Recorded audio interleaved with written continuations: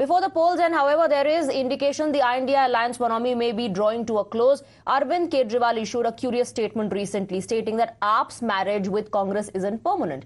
Remember, the AAP and Congress are both contesting against each other in Punjab, and the AAP chief is making no exception for his ally and is demanding the voters give them all 13 seats. इस बार 13 की 13 दे दो, मंजूर है। इसलिए चाहिए क्योंकि ये केंद्र सरकार गुंडागर्दी पे उतरी हुई है। 2 दिन पहले अमित शाह लुधियाना आए थे, लुधियाना में धमकी दे के गए हैं।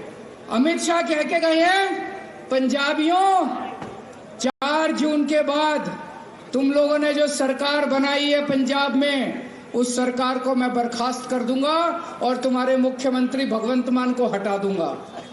ये तो गुंडागर्दी है कि नहीं है? But the BJP has claimed vindication over this sign of the alliance fellowship coming to an end. Union Minister Piyush Goyal says INDI was always a marriage of adjustment and corruption. Kejriwal ji गत 12-13 वर्षों से रोज अपना बयान बदलते हैं, रोज अपने मित्र बदलते हैं। वैसे भी इंडिया अलायंस एकमात्र सीट एडजस्टमेंट के रूप में आज देश में दिखाई देती है। एक जगह कुश्ती करते हैं, एक जगह दोस्ती करते हैं। सुबह चंडीगढ़ में था, चंडीगढ़ में तो उनकी अलायंस है, पंजाब में एक दूसरे को गाली गलौज कर रहे हैं। मनीष तिवारी जी पता नहीं आएंगे इस बार वोट डालने या नहीं। आपने अपना, पिछली बार भी उन्होंने अपना वोट नहीं डाला था, तो मैं देखना चाहूंगा वो आम आदमी को देते हैं या कांग्रेस को देते हैं। तो केजरीवाल जी लगातार झूठ बोलने में माहिर है।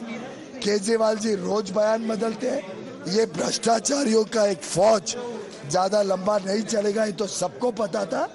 दिल की बात आज उनके मुख पर आ गई। धरती से प्रधानमंत्री नरेंद्र मोदी जी ने आम आदमी पार्टी और कांग्रेस पार्टी का संपूर्ण पर्दाफाश किया है। वैसे ये लोग पंजाब में कुश्ती करते हैं और दिल्ली में दोस्ती निभाते हैं। मतलब पंजाब में हम आपके हैं कौन, दिल्ली में हम साथ साथ हैं थे। इस प्रकार का जो फ्रेंडशिप विद बेनिफिट्स वाला मॉडल है, ये आज जनता के सामने आ चुका है। ना इनकी नीति है, ना इनका नियत है। हाँ, केवल एक ही प्रकार से ये लोग साथ में हैं, और वो है अपने अपने करप्शन को बचाने के लिए और अपने अपने पॉलिटिक्स ऑफ डिवीजन को छिपाने के लिए। और इसीलिए आज कांग्रेस पार्टी जो सबसे पुरानी भ्रष्टाचारी पार्टी है, वो मिल चुकी है आम आदमी पार्टी जो जनजात भ्रष्टाचारी है, जिसका जन्म से ही भ्रष्टाचार करने का उद्देश्य रहा है। दिल्ली में जिस प्रकार से शराब के नाम पर लूटा, बस के नाम पर लूटा, कक्षा के नाम पर लूटा, और अब पंजाब में भी लूट रहे हैं दोनों हाथों से। यहां तक कि कांग्रेस के ही नेता इनको भ्रष्टाचारी बुलाते हैं। कभी खनन घोटाला, कभी शराब घोटाला, कभी और विषयों में घोटाला। पंजाब की अर्थव्यवस्था बिगाड़ दी, पंजाब की कानून व्यवस्था को ध्वस्त कर दिया, और नशा माफिया पर जो कार्रवाई करने वाले थे, नशा माफियाओं के साथ मिलकर घोटाला भ्रष्टाचार करके नशा युक्त पंजाब कर दिया, जैसे दिल्ली को नशा युक्त कर दिया था। आज इन दोनों पार्टियों का असली चेहरा सामने निकल कर आया है। ये एक दूसरे को ढोंग करने के लिए पंजाब में गाली देते हैं, दिल्ली में एक हो जाते हैं, परंतु असलियत में इन दोनों का चरित्र एक ही है। देश के लिए कोई मिशन नहीं, केवल अपना अपना करप्शन और कमीशन बचाना है। और And then there are parties that aren't part of either bloc, such as the Shiromani Akali Dal, which is not a part of the NDA this time. Harsimrat Kaur Badal believes both alliances aren't having an easy time of it and that her party will come out trumps.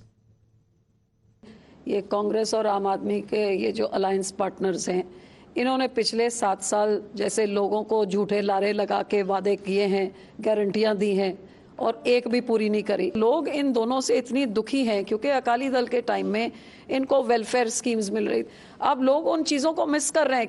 सो अब लोग अपने आप को एक ठगा हुआ महसूस कर रहे हैं। आम आदमी पार्टी तो इसका जन्म ही 2 साल पहले हुआ है, पंजाब में सरकार बनी है, और बीजेपी की तो कोई यहाँ पे कोई बेस ही नहीं है। वो तो उनको गांव में प्रचार भी नहीं कोई करने दे रहा है। और मुझे ये है कि जितनी पिछली बारी मिली थी उससे ज़्यादा अब गठबंधन टूटा है, उससे ज़्यादा ही वोटें मिलेंगी।